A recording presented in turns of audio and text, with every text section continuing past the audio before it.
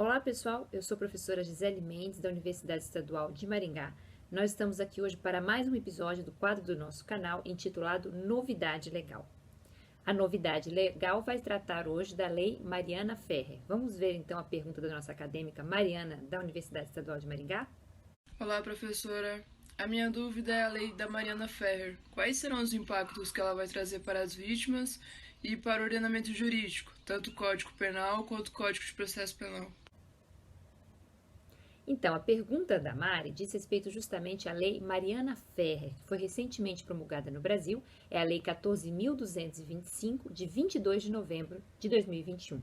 Lei 14.225, de 22 de novembro de 2021. Ela trouxe várias inovações, como a Mari perguntou, tanto no ordenamento penal quanto processual penal no Brasil. E é uma lei muito interessante que remonta a um caso, que é justamente o caso da Mariana Ferrer, que aconteceu no Brasil no ano de 2018 e gerou muita repercussão. Nós comentamos sobre esse caso aqui no canal Professora Gisele Mendes, pessoal. Diz respeito, então, a Mariana, que é uma menina que trabalhava numa boate, né, uma boate em Florianópolis, era também uma blogueira, e ela alega que foi estuprada por um empresário catarinense e que estaria embriagada, inclusive, por ocasião dessa violência sexual e, portanto, teria sofrido um estupro de vulnerável, segundo ela mesma alega. Bom, ele acabou sendo absolvido da acusação de estupro, tanto na primeira instância quanto também no Tribunal de Justiça de Santa Catarina. E o que marcou mais não foi propriamente a não valorização da palavra da vítima, a ausência de provas periciais, enfim, que não se tenha percatado de várias outras provas, de filmagens da boate naquela noite, de provas testemunhais que poderiam ter enriquecido mais a apuração desse caso, mas é o fato principalmente dela na audiência em que foi perquirida, tanto pelo juiz, quanto pelo promotor, quanto pelo advogado do réu, ela ter sido sucessivamente humilhada e também indagada a respeito da sua conduta, do seu comportamento em redes sociais, dos seus trajes, das suas vestes, de como ela se comportava e que, portanto, de acordo com as pessoas que atuaram nessa audiência de instrução, poderiam justificar a violência sexual sofrida por Mariana. Então, a Lei Mariana Ferrer, essa Lei 14.225, ela justamente vem apontar que as vítimas de crimes sexuais ou de crimes contra a dignidade sexual não possam sofrer esse tipo de vitimização secundária, pessoal, ou também o chamado processo de revitimização. Ao final desse vídeo, eu vou colocar aqui o nosso quadro Dúvida Penal, que fala justamente sobre o processo de revitimização, vitimização secundária, que a Mariana Ferrer sofreu. Esse caso só veio à tona muito depois, né, em 2020, pelo site da Intercept, que mostrou trechos dessa audiência de instrução, em que, portanto, o advogado, principalmente o advogado do réu, André de Camargo Aranha, ele perquire Mariana e ele disse que não gostaria de ter uma filha como ela, que não gostaria de uma pessoa que se comportasse como ela, de que as fotos que ela postava em rede social poderiam justificar a violência sexual sofrida, que ela estaria pedindo, né? Vejam só, a criminalização da vítima, como se a vítima fosse culpada pelo próprio crime que ela sofreu. Então, o advogado fala muito isso para Mariana durante a audiência, a humilha sucessivas vezes, né? E desacredita a palavra dela justamente porque é a prova mais contundente a palavra da vítima. Mas havia um arcabouço de provas também que acabou não sendo levantado corretamente, tanto que gerou a absolvição do réu. Mas havia a palavra da Mariana, e a palavra da Mariana é todo o tempo desacreditada por esse advogado. E o mais grave, pessoal, é que juiz e promotor não fazem nada. Então vejam, o advogado por ação humilhava essa vítima, perquiria o seu comportamento, indagava e colocava em dúvida, em xeque a sua palavra, justamente para desacreditá-la, e o promotor e o juiz nada faziam, né? Não perguntavam também nesse sentido, não diziam coisas tão absurdas quanto o advogado, dizendo que não queria ter uma filha assim, olha só ela fazendo caras e bocas nas redes sociais, olha a vestimenta dela, né? Isso o advogado fazia por ação, e o juiz e o promotor por omissão. O juiz acabou sendo até investigado pelo CNJ. Depois também eles entraram com um processo contra o site da Intercept, alegando que havia trechos que foram suprimidos da audiência, que eles teriam tentado evitar essa sucessão de humilhações e acusações levianas do advogado do André de Camargo Aranha. Mas vamos à lei, vamos ver então como a lei 14.225, como a nossa aluna a acadêmica Mariana perguntou, impactou no ordenamento jurídico penal e processual brasileiro, justamente para proteger as vítimas de crimes contra a dignidade sexual. Então vejam só, a primeira modificação vem no artigo 344 do Código Penal brasileiro, que é o crime de coação no curso do processo. Essa coação no curso do processo é o artigo 344 do Código Penal Brasileiro. Esse crime já existia, ok, pessoal? Então, eu vou colocar aqui no rodapé. Coação no curso do processo significa usar de violência ou grave ameaça com o fim de favorecer interesse próprio ou alheio contra a autoridade, parte ou qualquer pessoa que funciona ou é chamada a intervir em processo judicial, policial ou administrativo ou em juízo arbitral. Então, inclusive as testemunhas. Quem usa de violência ou grave ameaça com o fim de favorecer o interesse próprio de terceiro contra essas partes processuais, contra testemunhas, enfim, contra pessoas que sejam chamadas a intervir num processo, inclusive no juízo arbitral, peritos, enfim. Todo mundo que faz isso responde por coação no curso do processo, que é o crime do artigo 344 do Código Penal. A pena é de reclusão de 1 a 4 anos e multa, além da pena correspondente de violência, se a pessoa chega a usar de violência contra essa testemunha, contra essa parte, enfim, a fim de interferir no curso do processo.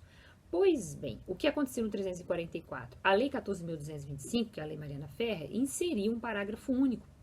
Esse parágrafo único, que é novidade, diz assim: a pena aumenta-se de 1/3 até a metade se o processo envolver crime contra a dignidade sexual. Então, a pena é aumentada de 1/3 até a metade se o processo envolver crime contra a dignidade sexual, que é justamente crime de estupro e outros crimes dos quais as pessoas são vítimas. Nós temos aqui um gato passando na frente da tela. Pois bem, esse foi o Bruno estrelando aqui no canal Professora Gisele Mendes. E essa pena que é aumentada, que ficou aqui no rodapé, é justamente nos crimes contra a dignidade sexual, em que muitas vezes se questiona a palavra da vítima, e infelizmente no curso do processo. Bruno voltou a passar aqui na frente, viu, pessoal? Pois é. E foi o caso da Mariana Ferrer, né? Então, se uma pessoa usa de algum tipo de coação, né, com violência física ou grave ameaça contra essas partes no processo, contra uma testemunha, contra alguma pessoa que venha a ser chamada a intervir neste processo, um perito, por exemplo, vai responder por 344, e se é, por exemplo, uma testemunha, uma vítima, como foi Mariana, de crimes contra a dignidade sexual, então o aumento da pena é de 1/3. Essa foi a primeira novidade. Agora nós temos a novidade no Código de Processo Penal. Então nós temos lá, no Código de Processo Penal, a inclusão do artigo 400A, Código de Processo Penal, que é o Decreto-Lei 3689 de 1941, né? Ele veio logo depois do próprio Código Penal. Ele vai contar com um artigo, aí já não é um crime, ok, pessoal? O crime é aquele que a gente viu, né? Coagir, ameaçar essas testemunhas e dentro de um contexto de crime sexual. O artigo 400A, ele é procedimental, certo? Então, ele vela ali pela garantia da integridade, da idoneidade psicológica dessas vítimas no curso do processo. E diz o seguinte: na audiência de instrução e julgamento, que foi o caso da Mariana, em especial nas que apurem crimes contra a dignidade sexual, todas as partes e demais sujeitos processuais presentes no ato deverão zelar pela integridade física e psicológica da vítima, sob pena de responsabilização civil, penal e administrativa, cabendo ao juiz garantir o cumprimento do disposto nesse artigo, sendo vedadas. Vejam que o juiz tem uma responsabilidade até por omissão. Ele vai velar, e de fato ele tem que velar pela idoneidade, pela licitude, pela moralidade, por tudo na audiência, né? E se ele não faz, ele não precisa acusar ele mesmo, a testemunha de nada, mas se ele não faz e permite que advogado, promotor, enfim, que as partes façam isso, ou seja, tentem contra essa idoneidade, integridade psicológica e física de uma vítima, ele vai estar respondendo por omissão, já que o juiz é garante de todos esses bens jurídicos das partes envolvidas. Então, só de não fazer nada, o juiz já vai estar envolvido, já vai estar respondendo. Então, o primeiro inciso, sendo vedados, primeiro inciso, vou colocar aqui no rodapé, a manifestação sobre circunstâncias ou elementos alheios aos fatos objeto de apuração dos autos. Então, você pode perquirir vida pregressa, o que a vítima faz nas redes sociais, o que ela deixou de fazer, que roupa que ela usa. Isso não tem nada a ver com a apuração dos fatos. Isso não pode ser perquirido, é vedado perquirir sobre isso, indagar sobre isso. E número 2, a utilização de linguagem, de informações ou de material que ofendam a dignidade da vítima ou de testemunhas. Então, insinuações, xingamentos, não é? Ou seja, tudo que se faz por ação, né, com uma linguagem inadequada, informações ou insinuações ou material, ou vídeos ou fotos, levantar foto de rede social em que a menina estivesse ali num outro evento, numa outra oportunidade, gravando um vídeo na casa dela, isso não tem nada a ver com a apuração do fato em si, é irrelevante e não pode, inclusive, ser levantado, é proibido que seja levantado numa audiência de instrução e julgamento, como foi a da Mariana, e foi justamente o que aconteceu, o material que não tinha nada a ver com a apuração do caso foi levantado ali pelo advogado do réu, ok? Então, artigo 400-A, que vai compor o Código de Processo Penal, foi incluído pela Lei Mariana Ferrer. Depois, o artigo 474-A, também no Código de Processo Penal, mais adiante, diz o seguinte: durante a instrução em plenário, todas as partes e demais sujeitos processuais presentes no ato deverão respeitar a dignidade da vítima, sob pena de responsabilização civil, penal e administrativa, cabendo ao juiz presidente garantir o cumprimento do disposto nesse artigo, sendo vedadas. Então, novamente, o juiz atua como um garante e só de não fazer nada, ele tem que agir e evitar esse tipo de acusação, de difamação, de calúnias, de injúrias contra a vítima, ele vai responder também pela mera omissão, né? E as partes vão responder pela ação, pelo que elas fizerem, como foi o caso do advogado. Essa responsabilização civil, penal, administrativa é porque certamente vai haver danos morais à imagem dessa vítima, como foi o caso da Mariana, e essas insinuações são certamente, no mínimo, difamações, injúrias, né? Eu não gostaria de ter uma filha como você, olha a roupa que você está usando, né? Então chega aí, com certeza, a configurar crimes contra a honra que vão ser os crimes já tradicionais que a gente conhece e aos quais se pode imputar esse comportamento aí deste advogado, no caso Mariana Ferrer, né? Então, responsabilidade penal é justamente por crimes contra a honra. E sendo vedadas, como a gente já viu no artigo anterior, a manifestação sobre circunstâncias ou elementos alheios aos fatos objeto de apuração dos autos, ou seja, coisas que não tem nada a ver, manifestar sobre isso, e 2, a utilização de linguagem, informações ou material, novamente fotos, vídeos, que ofendam a dignidade da vítima ou de testemunhas e que não tem nada a ver com o processo, né, e que sejam altamente difamatórias ou ofensivas. Então, nada disso pode ser trazido também durante a instrução em plenário, certo? Inclusive, a Lei 9.099 foi alterada também a Lei de Juizados Especiais, né? O artigo 81 da Lei 9.099 de 95, que é a famosa Lei de Juizados Especiais, um procedimento mais sério, né, para apuração de casos cíveis e infrações penais. Lá no artigo 81 foi inserido o parágrafo 1º-A, que diz o seguinte: durante a audiência, todas as partes e demais sujeitos processuais presentes no ato deverão respeitar a dignidade da vítima, sob pena de responsabilização civil, penal e administrativa, como nós já sabemos, cabendo ao juiz garantir o cumprimento do disposto nesse artigo, sendo vedadas, uma redação muito parecida com a do Código de Processo Penal, só que aí na seara da Lei de Juizados, né? Então é a última alteração.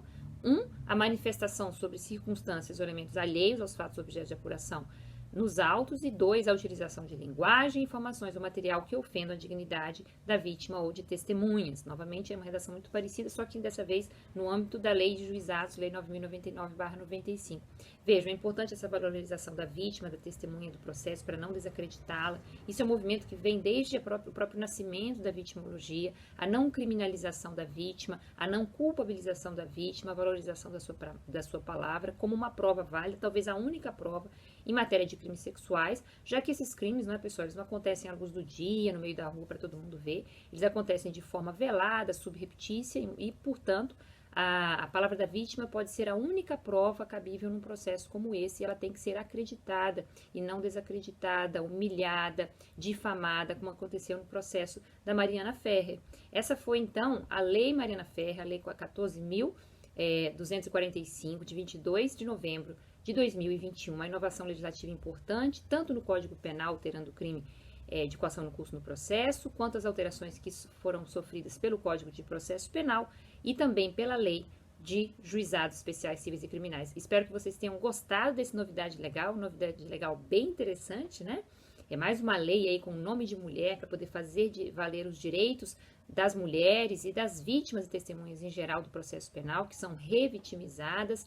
Aqui fica o quadro Dúvida Penal a respeito da revitimização ou vitimização secundária, esse fenômeno tão triste pelo qual passam testemunhas e vítimas no processo penal no Brasil. Nós voltamos proximamente com mais quadros aqui no canal Professora Gisele Mendes. Esse foi o nosso quadro Novidade Legal de hoje. Eu espero que vocês tenham gostado. Um grande beijo e até a próxima.